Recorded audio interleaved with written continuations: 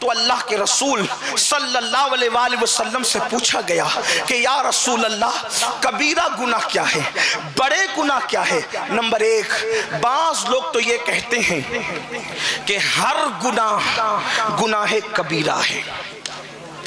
کیوں؟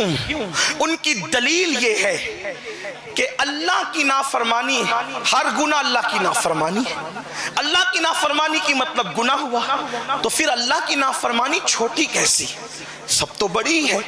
لیکن مختار اور جمہوری مذہب اور مسلک یہ ہے کہ جن گناہوں پر وعید شدید سنائی گئی ہے، جن گناہوں پر سخت وعید سنائی گئی ہے، وہ گناہ گناہ کبیرہ ہے۔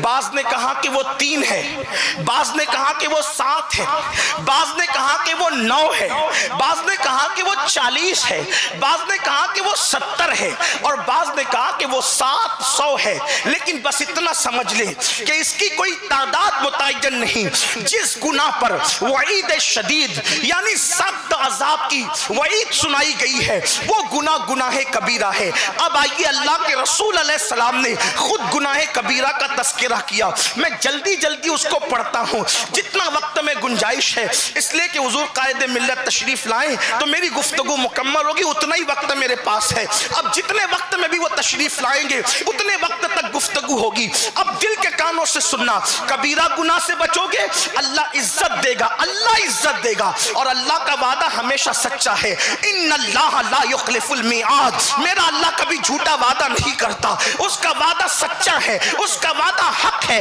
اس لیے کہ وہ خدا سچا ہے۔ اللہ اکبر۔ تو کبیرہ گناہ کیا ہے، اس کی فہرست آج کی محفل میں آپ سن لے۔ نمبر 1، سب سے بڑا گناہ کبیر الکبائر، جسے اکبر الکبائر کہا گیا، جسے اکبر الکبائر کہا گیا، سب سے بڑا کبیرہ گناہ جس کو اللہ کبھی معاف نہیں کرے گا۔ یہ گناہ، ہر گناہ کی معافی ہے، اس گناہ کی معافی نہیں ہے، اور پہلے نمبر پر وہ گناہ ہے، اس کو شرک کہتے ہیں۔ شرک یعنی شرک سے بچو، یہ گناہ کبیرہ ہے، اور جب تک شرک سے کوئی توبہ نہ کرے تو اللہ اس کو کبھی معاف نہ کرے۔ مشرک جہنم میں ہمیشہ رہے گا، مشرک کا ٹھکانہ ہمیشہ ہمیشہ عبدالآباد جہنم ہے، وہ کبھی جہنم سے نکلے گا نہیں۔ مشرک کو کسی کی شفاعت کام نہیں آئے گی، مشرک کی کوئی شفاعت نہیں کرے گا، اگر کسی نے کر بھی دیا تو قبول نہیں ہوگی، اور یوں تو کوئی کرے گا بھی نہیں، اس لیے کہ مشرک کے لیے شفاعت نہیں، مشرک کے لیے مغفرت کی دعا بھی نہیں، مشرک مر جائے اس کی قبر پر جانے کی اجازت بھی نہیں، مشرک مر جائے اس کے جنازے میں شرکت کی اجازت بھی نہیں۔ مشرک کا مطلب کیا کہ جو اللہ کو چھوڑ کر کسی اور کو معبود مانے، جو اللہ کو چھوڑ کر کسی اور کی عبادت کرے، خدا کی ذات و صفات میں کسی کو شریک کرے، وہ مشرک ہے۔ مشرک کی کبھی تو جو ہے وہ اس کے لیے کبھی معافی نہیں ہے، اس لیے شرک سے بچو۔ آئیے میں آپ کو بتاؤں، میری قوم کے کچھ جوان آج شرک کے راستے پر بھی جانے لگے ہیں۔ بڑی معذرت کے ساتھ میری قوم کے جوانوں، اس گناہ سے بچو۔ یہ شرک کیا ہے؟ اللہ اکبر۔ اقبال نے کہا تھا، اللہ اللہ، اقبال نے بہت خوبصورت انداز سے کفر کا فلسفہ سمجھایا تھا۔ کہا تھا کہ بتوں سے تجھ کو امیدیں، خدا سے ناامیدی، بتوں سے تجھ کو امیدیں، خدا سے نا امیدی، مجھے بتا تو صحیح اور کافری کیا ہے، مجھے بتا تو صحیح اور کافری کیا ہے۔ میری قوم، بڑی معذرت کے ساتھ علماء اور سادات کی محفل میں میں یہ عرض کروں، اہل سنت کے مجمع میں بڑی نازک بات، میری قوم شرک کی طرف جا رہی ہے۔ شرک کے دروازے اس قوم پہ کھل رہے ہیں۔ وہ کیسے؟ کسی نے تعویذ دے دیا،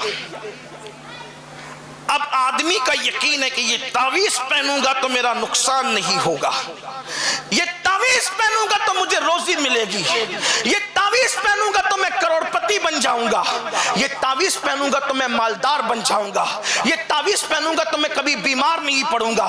بڑی معذرت کے ساتھ تعویذ پر میرا بھی عقیدہ ہے، جتنے بیٹھے اہل سنت کے علماء ان کا بھی عقیدہ ہے، لیکن آپ سے پوچھتا ہوں، تعویذ پر ہم یہ عقیدہ نہیں رکھتے کہ تعویذ پہنوں گا تو روزی ملے گی، تعویذ پہنوں گا تو بیمار نہیں پڑوں گا، تعویذ پہنوں گا تو شفا مل جائے گی۔ یہ سب غلط عقیدے ہیں۔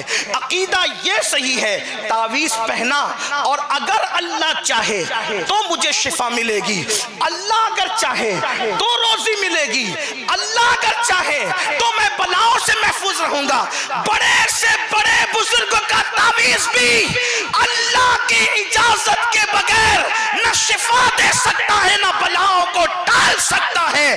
اور اگر اللہ چاہے تو تو قرآن پورا سینے میں لٹکا لے، پھر بھی تو مصیبتوں میں گرفتار رہے گا۔ ارے تو کیا اور تیرا تعویذ لکھنے والا کیا، میں اس کی بات کروں۔ توحید کی بات کرنے کا حق جتنا ہم سنیوں کو ہے اتنا کسی کو ہے ہی نہیں، اس لیے کہ اوروں نے 1857 کے بعد کے مولویوں سے سن کر توحید سیکھی ہے، اور ہم نے توحید اس سے